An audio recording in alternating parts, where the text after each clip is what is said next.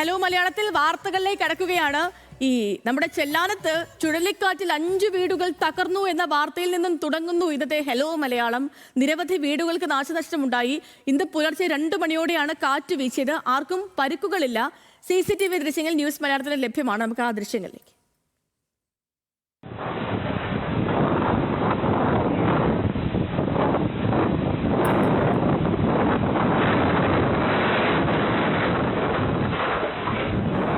Anil George നമുക്കൊപ്പം സംഭവ സ്ഥലത്ത് നിന്നും ചെല്ലാനത്ത് നിന്നും നമുക്കൊപ്പം തത്സമയം ചേരുന്നുണ്ട്. അനിലെ, ഗുഡ് മോർണിംഗ്.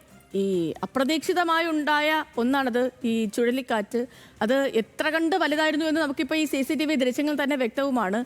മറ്റാർക്കും ആളുകൾക്കൊന്നും പരിക്കുകളൊന്നും ഇല്ല എന്നുള്ളതാണ് ഇതിൽ ആശ്വാസകരമായ ഒരു കാര്യം. ഇപ്പോൾ സംഭവ സ്ഥലത്ത് എന്താണ് അവസ്ഥ? എന്താണ് അവിടുത്തുകാരൊക്കെ പറയുന്നത് അനിൽ? സേതു, വളരെ ദുഃഖകരമായ ഒരു കാഴ്ചയാണ് ഇവിടെയുള്ളത്. വലിയ ബുദ്ധിമുട്ട് നിറഞ്ഞ ഒരു സാഹചര്യമാണ് ചെല്ലാനത്തുള്ളത്. വർഷങ്ങളായി കടൽക്ഷോഭത്തിൻ്റെ പിടിയിലും വലിയ ബുദ്ധിമുട്ടുകളിലും കാര്യങ്ങളിലും ഒക്കെ ആ ദുരിതങ്ങളോടൊക്കെ പടവെട്ടിക്കൊണ്ട് നിന്ന ഒരു പറ്റം ആളുകൾ കടൽഭിത്തിയൊക്കെ വന്ന് തെല്ലൊരു ആശ്വാസമായി മാറിയ ഈ സമയത്താണ് ഇന്നലെ രാത്രി ഇത്തരത്തിൽ വലിയ തോതിലുള്ള ഒരു കാറ്റടിക്കുകയും ഇവിടെ ഒരു 5 വീടുകൾ പൂർണ്ണമായും തകർന്നു പോകുന്ന സാഹചര്യം ഉണ്ടാകുകയും ചെയ്തത് നമുക്ക് നോക്കിയാൽ കാണാം. വലിയ തോതിലുള്ള നാശനഷ്ടമാണ് വീടുകൾക്കുള്ളിലെല്ലാം സംഭവിച്ചിരിക്കുന്നത്. മുകളിലത്തെ സീലിംഗ് അടക്കം എല്ലാം താഴെ വീണ് കിടക്കുകയാണ്. എല്ലാം തകർന്ന് താഴേക്ക് വീണ ഒരു സാഹചര്യമാണ് ഇവിടെ എല്ലാം ഉള്ളത്. അടുക്കളയെല്ലാം പൂർണ്ണമായും തകർന്നു കിടക്കുന്ന സാഹചര്യം. ആർക്കും ഈ വീട് ഇനിയിപ്പോൾ പൂർണ്ണമായും അറ്റകുറ്റപ്പണി നടത്താതെ ഉപയോഗിക്കാൻ കഴിയില്ലാത്ത ഒരു സാഹചര്യമാണുള്ളത്. മഴ ഇല്ല എന്നുള്ളത് മാത്രമാണ് ഒരു ഏക ആശ്വാസമായി മാറിയിരിക്കുന്നത്. ഈ കാറ്റ് ശക്തമായി വീശി തുടങ്ങിയപ്പോൾ തന്നെ ആളുകൾ പുറത്തേക്ക് ഇറങ്ങുകയും മറ്റും ചെയ്തതുകൊണ്ട് ആണ് ആർക്കും പരിക്കില്ലാത്ത ഒരു സാഹചര്യം ഉണ്ടായത്. തന്നെയല്ല, അടുക്കള ഭാഗത്തേക്കൊക്കെ ആണ് ആദ്യം കാറ്റ് അടിച്ചു ഉള്ള അപകടം ഉണ്ടാവുകയും ചെയ്തത്. വീട്ടുകാർ അടക്കം ഇതേ രീതിയിൽ തന്നെയാണ് അടുത്ത 5 വീടുകളിലും ഉള്ള നാശനഷ്ടമൊക്കെ. നമുക്ക് ഈ വീട്ടുകാർ ഒക്കെ ഇവിടെ ഉണ്ട്. എന്താ പേര് ചേട്ടാ? ഷിബു. എപ്പോഴായിരുന്നു ഈ സംഭവം ഉണ്ടായത്? ചേട്ടൻ്റെ വീടല്ലേ? എൻ്റെ വീടാണ്. രാത്രി 1:15 അപ്പം ഞാൻ സാധാരണ 4:30 മണിക്കാണ് വള്ളത്തിൽ പോകുന്നത്. ചെല്ലാന ഹാർബറിൽ നിന്ന് ഷാരോൺ വള്ളത്തിലാണ് ഞാൻ പോകുന്നത്. അപ്പോൾ സാധാരണ 4 മണിയാകുമ്പോൾ എണീറ്റ് 4:30 പോകുന്നതാണ്. അപ്പോൾ ഏകദേശം ഒരു 1:15 കേട്ടിട്ടുണ്ട്. ഭയങ്കരമായിട്ടുള്ള ശബ്ദം കേട്ടാണ് ഞങ്ങൾ എണീക്കുന്നത്. പക്ഷേ എണീറ്റ് മുമ്പ് ഞങ്ങൾക്ക് പുറത്തേക്ക് ഇറങ്ങാൻ പറ്റാത്തൊരു സാഹചര്യം എന്ന് വെച്ചാൽ ഓരോരോ മുറിയിലും ഷീറ്റുകളും സീലിങ്ങുകളും എല്ലാം പൊളിഞ്ഞു വേണ്ടിയിരിക്കുകയാണ്. പിന്നെ എങ്ങനെയെങ്കിലും രക്ഷപ്പെടുക എന്നുള്ള ഒരു ഇതാണ്. പക്ഷേ പെട്ടെന്ന് എല്ലാവരും ചാടി പുറത്തേക്ക് പോരുകയാണ് ചെയ്തത്. അപ്പോഴത്തേക്കും ഒരു 5 മിനിറ്റോളം ഇതിൻ്റെ ഒരു വ്യാപ്തി ഉണ്ടായിരുന്നുള്ളൂ. അപ്പോഴത്തേക്കും വീടിൻ്റെ ചുറ്റുഭാഗവും വീടിൻ്റെ മേലേക്കെല്ലാം പോയി കഴിഞ്ഞ് ജീവിക്കാൻ പറ്റാത്തൊരവസ്ഥയിലാണിപ്പോൾ. ഇത് ഞങ്ങൾ ഇങ്ങനെ കാറ്റ് വന്ന് പിടിച്ചപ്പോൾ സ്വരം കേട്ട് ഭയങ്കര കാര്യം എന്ന് പറഞ്ഞാൽ ഭയങ്കര സ്വരമാണ്. അപ്പം ഇങ്ങനെ പൊടിഞ്ഞ് വീഴാനായിട്ടുള്ള സൗണ്ട് കേട്ടപ്പോൾ ഞാൻ ഇയാളോട് പറഞ്ഞു പുറത്തോട്ട് ഇറങ്ങുമെന്ന് പറഞ്ഞു. ഇനി ഇവിടെ നിൽക്കേണ്ട, പുറത്തോട്ട് ഇറങ്ങുന്നു. അങ്ങനെ പുറത്തോട്ട് പോന്നു കഴിഞ്ഞ് പിന്നെ മുറ്റത്ത് നിൽക്കും. അപ്പം ഭയങ്കര ശബ്ദമാണ് എന്ന് പറഞ്ഞ് നുറുങ്ങി വീഴണി കാണുന്നത്. എല്ലാം തകർന്നു പോയി. ഒരു മകൻ ഒരു എന്തിലാണ് ഞങ്ങളുടെ 7 അംഗം കഴിയണ ഒരു കുടുംബമാണിത്. ഈ തകർന്നു പോയേക്കണത് ഞങ്ങളുടെ സ്ഥിതി ഇനി എന്താണ്? ഈ ഒരു മകനെ കൊണ്ട് ഇനി സാധിക്കണ ഒരു സാഹചര്യമാണ് ഇത്. 7 മക്കൾക്ക് ഉള്ള കാര്യം, 7 പേർക്കുള്ള കാര്യം നോക്കുമ്പോൾ അല്ലെങ്കിൽ കുടുംബത്തിൻ്റെ നോക്കുക. അപ്പം ഇങ്ങനത്തെ ഒരു അവസ്ഥയാണ് ഞങ്ങളുടെ ഇന്ന് കണ്ടേക്കണത്. അതാണ് സംഭവം. വേറെ പറയാനോട്ട് ഇനി ഒരുപാട് എന്തോ പറയാനാ.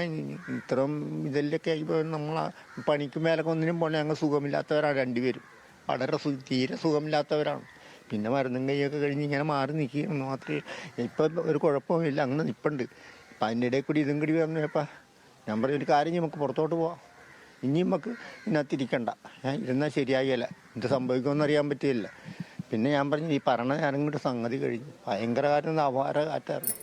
എല്ലാം പൊളിച്ചുകൊണ്ട് പോയേക്കണം.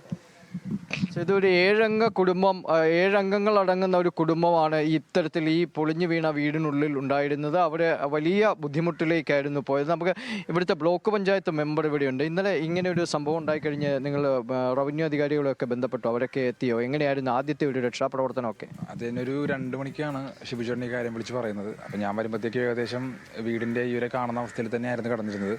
അതിനുശേഷം നമ്മളിവിടെ നിന്ന് പോലീസ് എത്തിയിരുന്നു.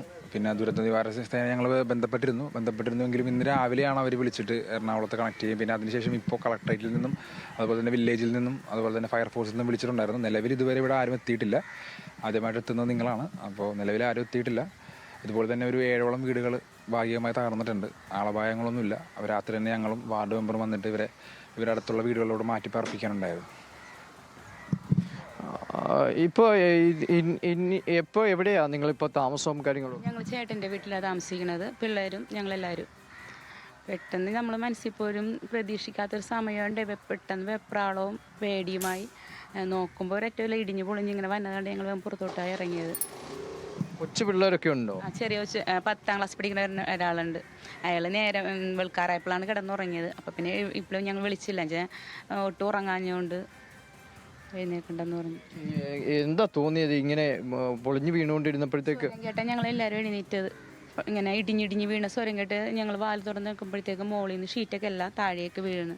അങ്ങനെ ഞങ്ങൾ പറഞ്ഞു ഇവിടെ നിൽക്കേണ്ട, പെട്ടെന്ന് നമുക്ക് പുറത്തോട്ട് ഇറങ്ങാമെന്ന് ഞങ്ങൾ പുറത്തോട്ട് ഇറങ്ങിയിട്ട് മെമ്പർമാരെയൊക്കെ ഞങ്ങൾ വിളിച്ചറിയിച്ചത്. നേരത്തെയും ഇത്തരം നാശനഷ്ടങ്ങളൊക്കെ?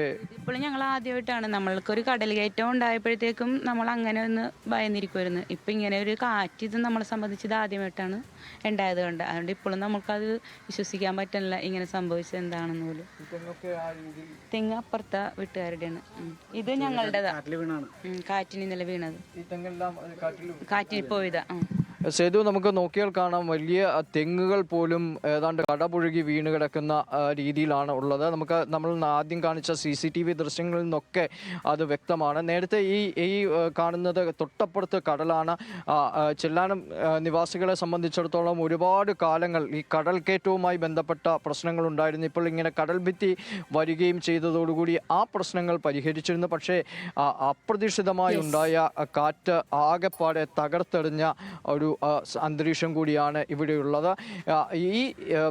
ഈ വീട് പോലെ തന്നെയാണ്, ഇതിന് കുറച്ച് മാറിയാണ് മറ്റ് 5 വീടുകളുള്ളത്. ആ വീടുകളുടെയും അവസ്ഥ ഇത് തന്നെയാണ്.